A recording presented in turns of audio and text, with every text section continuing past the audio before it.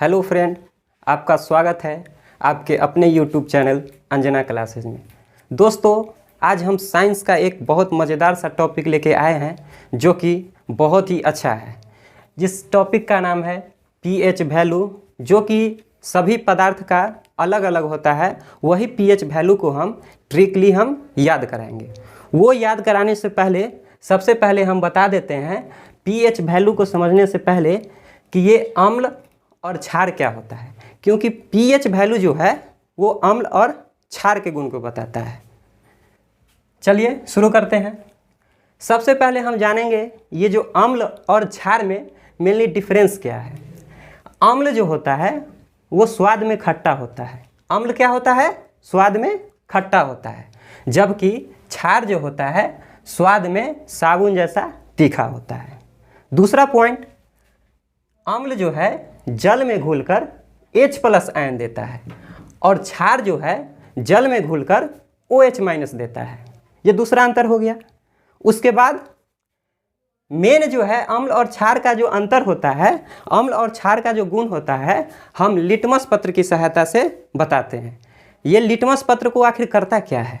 ये जो नीले अम्ल जो है नीले लिटमस पत्र को लाल कर देता है, जबकि क्षार जो है लाल लिटमस पत्र को नीला कर देता है। उदाहरण के तौर पे अगर हम अम्ल की बात करेंगे तो अम्ल में आ जाता है HCl, इसको बोलते हैं हाइड्रोक्लोरिक अम्ल। H2SO4 इसको बोलते हैं सल्फ्यूरिक अम्ल। ये पोटेशियम हाइड्रोक्साइड है, ये सोडियम हाइड्रोक्साइड है। देखिए दोस्तों, याद करने के लिए अम्ल और क्षार में एक आपको कुछ नहीं करना है, आपको एक ट्रिक याद करना होगा। और ट्रिक क्या है कि आपको एक आदमी का नाम याद रखना होगा और उस आदमी का नाम है अनिल। क्या है? अनिल। देखिए, अनिल जो है अ से अम्ल हो गया, अ से क्या हो गया? अम्ल हो गया। अम्ल जो है नी से नीला हो गया, ल से लाल हो गया। ये अम्ल जो है नीले लिटमस पत्र को लाल कर देता है। क्या कर देता है? हम नीले लिटमस पत्र को लाल कर देता है। तो क्वेश्चन आएगा यहाँ पे, तो आखिर क्षार करता क्या है? तो बिल्कुल अम्ल का उल्टा क्या होता है? क्षार होता है। अगर अम्ल यहाँ पे नीले लिटमस पत्र को लाल करता है तो क्षार क्या हो जाएगा? क्षार जो है लाल लिटमस पत्र को नीला कर देता है। तो शुरू करते हैं। ये पीएच वैल्यू जो मेरा टॉपिक था उस पे आते हैं। ये पीएच वैल्यू, पीएच वैल्यू के लिए एक पीएच स्केल आता है। उस पीएच स्केल का जो खोज किया था उस वैज्ञानिक का नाम क्या था? सोरेनसन, 1909 ईस्वी में। यहाँ से एक क्वेश्चन आ सकता है कि पीएच स्केल की खोज किसने किया था? तो पीएच स्केल की खोज सोरेनसन ने किया था 1909 ईस्वी में। और उस स्केल का जो माप होता है 0 से 14 तक। अब मेन हमको यही समझना है। क्वेश्चन यहाँ से बहुत सारा बनता है। हमको समझना क्या है कि 0 से लेकर 14 तक मेरा पीएच स्केल है। बीच का जो वैल्यू होता है 7, वो उदासीन होता है। उदासीन क्या होता है? देखिए, यही पीएच स्केल पे हमको किसी भी पदार्थ का अम्लीयता और क्षारीयता पता चलता है। किस स्केल पे? पीएच स्केल के माध्यम से। ये जो 7 जो है वो 7 है उदासीन। कहने का अर्थ है वो उदासीन है, वो ना ही अम्ल है और ना ही क्षार है। और इधर 0 से लेके 6 तक का जो मान होता है वो अम्ल हो जाता है, और 8 से लेके 14 तक का जो मान हो जाता है वो क्षार हो जाता है। तो यहाँ से क्वेश्चन पूछता है आखिर ये इसका जो मान है, तो अगर आपसे पूछेगा कि बताइए जिसका पीएच मान 3 है और जिसका पीएच मान 4 है, तो दोनों में किस में ज़्यादा अम्लीय होगा और कौन ज़्यादा क्षारीय होगा? तो देखिए, इधर हम उदासीन के मान से अगर हम इधर से इधर की तरफ आते हैं, यानी 6 से 0 की तरफ आते हैं, तो उसका अम्लीयता बढ़ता है। क्या होता है? अम्लीयता बढ़ता। अगर हम इधर की बात करते हैं, अगर 8 से 14 तक की बात करते हैं, तो उसका क्षारीयता बढ़ता है। इसका उल्टा है, ध्यान दीजिएगा, यहाँ आपको ध्यान देने की जरूरत है। ये 7 का जो मान है वो उदासीन हो। अगर किसी भी पदार्थ का अगर उसका पीएच मान 7 है तो वो उदासीन है, नहीं अम्ल होगा नहीं क्षार होगा। लेकिन अगर हम 0 से 6 की तरफ आएंगे तो उसका अम्लीयता बढ़ता है। यानी कहने का अर्थ है कि 6 से इधर की तरफ आएंगे तो उसका अम्लीयता बढ़ेगा, और इधर से इधर जाते हैं 8 से लेकर 14 तक उसका क्षारीयता बढ़ता है। देखिए, अब पदार्थों का पीएच वैल्यू हम याद कराते हैं, वो भी ट्रिक के माध्यम से। एक ऐसा ट्रिक देने वाले हैं आपको कि आप जिंदगी भर इसको नहीं भूलिएगा। इसलिए इस वीडियो के लास्ट तक बने रहिएगा। देखिए पीएच वैल्यू जो होता है वो वैरी करते रहता है। कहने का अर्थ है कि किसी भी पदार्थ का अगर पीएच वैल्यू 6.2 है, मान के चलिए हम सपोज करते हैं, तो एग्जामिनेशन में करता क्या है कि आपको एक रेंज दे देगा, कहेगा कि बताइए 6 से 6.7, तो क्या ये 6.2 है वो 6 और 6.7 के बीच में आया कि नहीं आया? तो वो मान जो है वेरी करता रहता है, उसमें हमको एक मान याद करना होता है, वही मान को हम याद कराएंगे आपको। चलिए पहला पदार्थ है आंसू। आंसू का पीएच मान 7.4 होता है। क्या होता है? 7.4। देखिए इसको हम ट्रिक से बताते हैं। आंसू क्या होता है? आंसू सच्चा होता है और झूठा भी हो सकता है, लेकिन हमको ध्यान रखना है आंसू क्या होता है? सच्चा। क्या होता है? सच्चा। देखिए आंसू में एक आंसू होता है सच्चा, और सच्चा में 2 वर्ड आ रहा है, एक 100 आ रहा है, एक 100 आ रहा है, यानी 100 से 7 और 100 से 4, 100 से 7 और 100 से 4। इसीलिए आंसू को याद करने के लिए हम देखेंगे जैसे ही आंसू आए तो आंसू क्या होता है? सच्चा होता है, और सच्चा में एक वर्ड 100 आ रहा है, एक 100 आ रहा है, यानी 100 से 7 हो गया और 100 से 4 हो गया। इस दोनों के बीच में डॉट दे देना है, अर्थात आंसू का पीएच मान 7.4 होता है। दूसरा होता है नमक। नमक का जो पीएच वैल्यू होता है वो 7 होता है।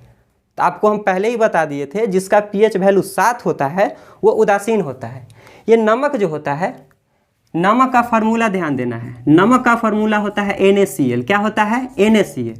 जब इसको हम तोड़ते हैं तो Na जो है वो प्लस में टूटता है। किस चीज़ में टूटता है? प्लस में, और Cl माइनस में। अच्छा एक बात बताइए, यहाँ पे Na को जब हम तोड़ते हैं NaCl तो Na प्लस और Cl माइनस। अब अगर आपसे कोई पूछ देगा कि बताइए कि ये अम्ल है कि क्षार है, तो आप देख रहे हैं कि प्लस भी है माइनस भी है, तो आप क्या कीजिएगा? कन्फ्यूज करिएगा, और कन्फ्यूज करिएगा आप निष्कर्ष नहीं निकाल पाइएगा कि ये प्लस है कि माइनस।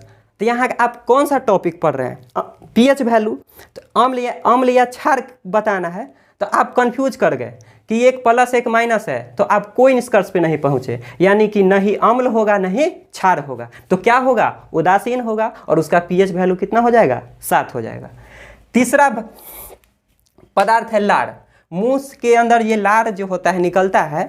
लार को याद करने से पहले लार का जो इंग्लिश होता है सैलिवा होता है। क्या होता है? सैलिवा। सैलिवा में हम एक वर्ड पकड़ेंगे, सैलिवा को हम सैटिवा बोलेंगे। क्या बोलेंगे? सैटिवा। क्या बोलेंगे? सैटिवा। इस सैटिवा में देखिए लार है, लार को इंग्लिश में हम सैलिवा बोलते हैं, सैलिवा को हम सैटिवा बोलेंगे। क्या बोलेंगे? सैटिवा। देखिए सैटिवा में SAT आ रहा है। सैटिवा में क्या आ रहा है? SAT, यानी कि 7। और एक वर्ड यहाँ पे ध्यान दीजिएगा कि ये रोमन में ये क्या लिखा हो? IV। रोमन में IV को हम 4 लिखते हैं, तो ये क्या हो गया? 4। तो सैटिवा वर्ड पकड़ेंगे, सैटिवा में SAT 7 हो गया, और रोमन के वर्ड ये क्या हो गया? IV को हम लिखते हैं 4, यानी क्या हो गया? 4, अर्थात लार का पीएच वैल्यू 7.4। उसके बाद ये दूध जो होता है, दूध का पीएच वैल्यू 6.6 होता है। अब इसको हम कैसे याद रखेंगे? इसको याद रखने से पहले देखिए दूध पीते हैं तो बहुत सारा ताकत होता है, और ताकत होता है तो दूध पी के क्या करते हैं? दुश्मनों को हम छक्का छुड़ाते हैं। क्या करते हैं? छक्के छुड़ाते हैं। अब यहाँ पे ध्यान देना है कि दूध हम पी लिए, दूध पीने के बाद हमको दुश्मन को क्या करना है? छक्के छुड़ाना है। देखिए एक वर्ड पकड़ेंगे, छक्के छुड़ाना। अब बताइए छक्के में भी 6 आ रहा है और छुड़ाने में भी क्या आ रहा है? 6 आ रहा है, अर्थात 6 और 6, अब बीच में हमको डॉट दे देना है। बताइए क्या हो गया? 6.6। ये एक हो गया दूध का। चलिए अब आगे चलते हैं। चलिए देखते हैं अगला पदार्थ खून। खून यानी रक्त। रक्त का पीएच मान हमको बताना है। खून यानी ब्लड का जो रिलेशन होता है एक दूसरे से, जैसे भाई, पापा, मम्मी, सब एक दूसरे के खून में क्या होता है? चाहत होता है। खून का जो रिश्ता होता है एक दूसरे से क्या होती है? चाहत होता है। तो इसमें हम खून में एक ही वर्ड पकड़ेंगे। क्या पकड़ेंगे? चाहत। क्या पकड़ेंगे? चाहत। अच्छा एक बात बताइए, चाहत जो वर्ड है अंक में किस मान में हमको चाहत छिपा हुआ है। तो आपको पता चलेगा चाहत जो शब्द है वो अगर हम 74 बोल दे, क्या बोल दे 74। देखिए खून का पीएच मान 7.4 है, इसको ही हमको याद करना है। खून का क्या होता है चाहत, क्या होता है चाहत। अब इस चाहत को पकड़ना है 74 में। चाहत किस में छिपा हुआ है 74 में, अर्थात खून का पीएच मान क्या हो जाएगा 7.4, 7.4। इसमें बस एक ही वर्ड हमको पकड़ना है चाहत। दूसरा है सिरका। सिरका का पीएच मान 3 होता है। सिरका का पीएच मान कितना होता है 3 होता है। इसके लिए आपको थोड़ा सा बायोलॉजी में जाना होगा। इसको 2 भाग में बांटना है। 2 भाग अगर सिरका को बांटिएगा तो एक सिर है और एक का है। किसका सिर का। और आपको पता होना चाहिए कि सिर का 3 भाग होता है। हमारे सिर का कितना सब भाग होता है 3। एक आगे वाले भाग को बोलते हैं अग्र मस्तिष्क, बीच वाले भाग को बोलते हैं मध्य मस्तिष्क और पीछे वाले भाग को बोलते हैं पश्च मस्तिष्क। तो सिरका में कितना भाग, अर्थात इसको याद करेंगे कि सिर में 3 भाग। कितना भाग 3 भाग, अर्थात सिरका का पीएच मान कितना हो जाएगा 3 हो जाएगा। उसके बाद ये शराब। शराब को याद रखने के लिए 2 आदमी, शराब का पीएच मान 2.8 होता है। इसको कैसे याद रखेंगे कि शराब अगर 2 आदमी पी रहा है तो वो क्या करता है गिलास को एक दूसरे से सटाता है। तो 2 आदमी गिलास को आपस में सटा रहा है। तो जब गिलास को आपस में सटाइएगा तो देखिएगा उसका आकृति कुछ इस ढंग का बनता है। देखिए 2 आदमी शराब पी रहा है और शराब पीने के बाद 2 आदमी गिलास आपस में टकरा रहा है। तो आपस में गिलास टकराने के बाद उसका जो फिगर है कुछ इस तरह का बनता है। आप बताइए कि ये अंग्रेजी के किस अक्षर का है, किस अक्षर का है 8 है। यानी कि 2 आदमी जब शराब के गिलास को आपस में मिलाता है तो उसका आकृति किस ढंग का बन जाता है 8 की आकृति का। अर्थात इसमें हमको याद रखना है कि शराब का जो पीएच मान होता है वो 2.8 होता है।